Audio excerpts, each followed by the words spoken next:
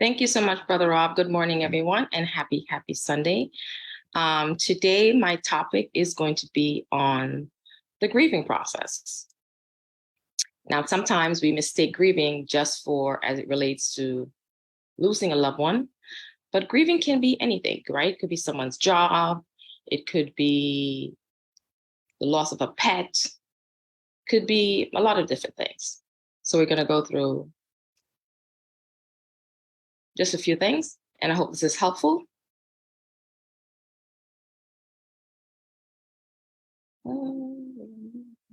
Okay. So what is grief? Grief is a natural emotional response to the loss of someone close, such as a family member or friend. Grief can also occur after serious illness, a divorce, or other significant losses. Grief often involves intense sadness and sometimes feelings of shock and numbness, or even denial and anger. For most people, the intensity of grief eases over time, and the episodes of grief becomes less frequent.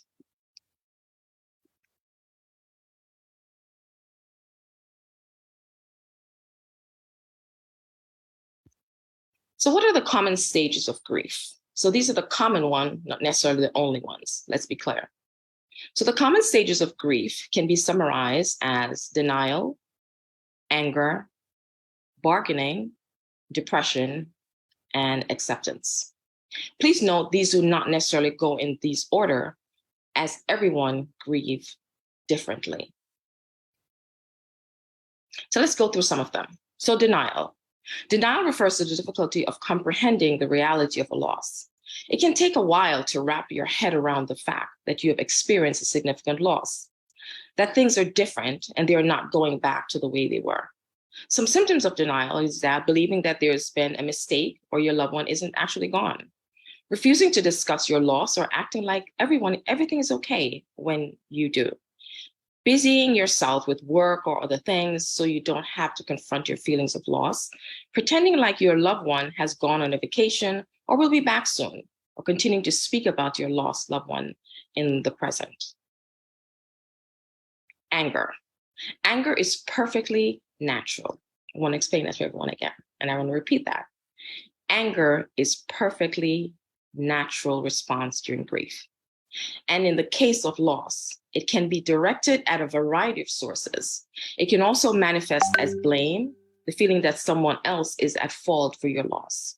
You might feel angry with yourself or for some perceived role in the loss, or even at your loved one for dying. Maybe you're mad at the doctors if it's someone that was ill, or first responders for letting your loved one die, or at God for letting something so unfair or tragic happen. Your anger could also be less targeted, less sensible. Sometimes you're just angry at innocent bystanders, like the guy in the checkout line in the grocery store who looked at you funny. The anger is not always rational. Bargaining. The bargaining process sometimes happens before your loss has fully occurred.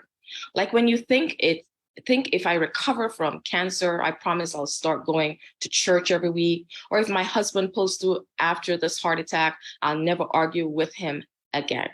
But it can take place afterward too, in the form of if only thinking, if only we had gone to a different doctor, if only we had gone on vacation, if only we had gotten my dog an electric collar. This may not look like bargaining, but the thinking is similar. We engage in a type of mental gymnastics to try to undo something that we can't undo. And then there's depression that can happen. It's natural to be sad when someone you love dies or when you've experienced another major loss. Symptoms of depression stage of grief can include loss of hope about the future, feeling directionless, lost or confused about your life, difficulty concentrating, difficulty making decisions. Grief-related depression can cause physical symptoms too, like aches and pains, changes in sleep patterns. Studies show that it can even cause increased inflammation in your body, which can worsen existing health issues and lead to new ones. Acceptance. The sadness and sense of loss of grief may never fully fade, but the acceptance stage represents learning to live with the loss, a newfound ability to acknowledge the reality of your loss and to allow sorrow and joy to live alongside one another. In this stage of grief, you're no longer immobilized by your sadness. For example, you can hear a song on the radio that reminds you of your loved one without bursting into tears. Acceptance is a sense of understanding that there is a finality to what has happened. You can hold on to your sadness while still experiencing good memories of the past and maintaining hope for the future. How long does grief last? There is no set time for grief. And anyone who tells you to move on or get over it is underestimating and misunderstanding the weight of loss. That said, the length of grieving process depends on what kind of grief you're experiencing. There's uncomplicated grief, and there's also complicated grief. In some sense, of course, all grief is complicated, stirring a tide of emotions that feeling, but straightforward. Any form of signs and symptoms of complicated grief are the same as those of uncomplicated grief. In uncomplicated grief, though the intensity of those reactions softens with time, complicated grief, on the other hand, is more intense, persistent, and prolonged, significantly interfering with a return to normal life. So how can one cope with grief? If you're experiencing grief or loss, you may also feel some sadness and miss a person once they are gone, but the painful, intense feelings should gradually subside. Allow yourself to grieve. Live one day at a time. Seek help. How can I cope? Again, stay connected. It's important to spend time with supportive people, accept offers of help, talk about your loved one, or simply spend time with others. Create positive memories. Honor the life of the person who has died. Collect photos and keepsakers. Write a journal. Write a letter to the person who died, or share stories and rituals with others. These can all help with creating memory after loss. Look after your health. Experiencing the anniversaries, birthdays, anniversaries, or holidays can trigger intense feelings of grief. It may help to mark these occasions with a simple ceremony like lighting a candle, playing music, or gathering with family members. It's also important to remember the children during this grieving process. Sometimes we forget kids when there's grieving. We say, oh, they're just kids. But it's important to incorporate them in these things because they themselves go through their own emotions and their own feelings that they sometimes cannot express. So when should I seek help for my grief? If you have persistent feelings of sadness and despair and are unable to experience happiness, you may be experiencing depression. If your feelings are getting in the way of your everyday life, then it's important to seek help. For some people, grief might not lessen even after time passes. The grief can significantly disrupt their life, affecting jobs, relationships, and how they interact in the community. You may need to seek help if you feel like grief makes it very difficult to do anything, have difficulty socializing, have difficulty sleeping, change the way you eat, you lose your appetite or overeat, experience intense and ongoing emotions such as anger, sadness, numbness, anxiety, depression, despair, emptiness, or guilt, have thoughts of even harming yourself. How can I support a grieving loved one? Initiate contact. Get in touch and be available to spend time together. Respect your friend and your loved ones may need to cry.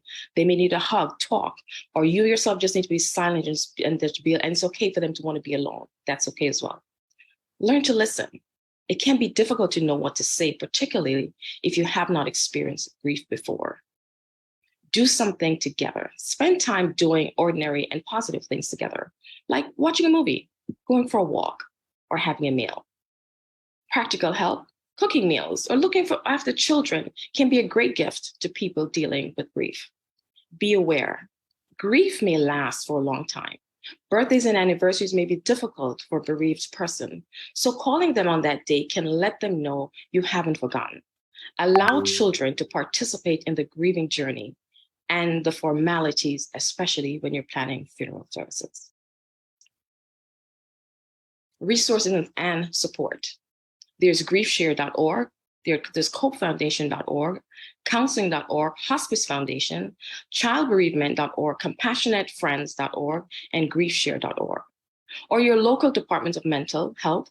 Funeral home also gives counseling and connect individuals with counselors. Or the Ministry of Health, as well as your local church. Remember, it's okay to seek help, especially for children as they grieve. A reminder, grief is a response to the loss of someone or something that was important.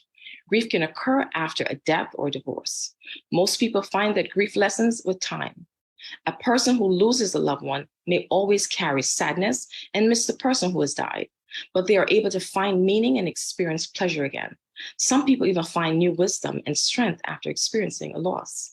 If you are someone you know is experiencing tense emotional distress or struggling to return to a regular routine after a loss, consider seeking help or a therapist for them.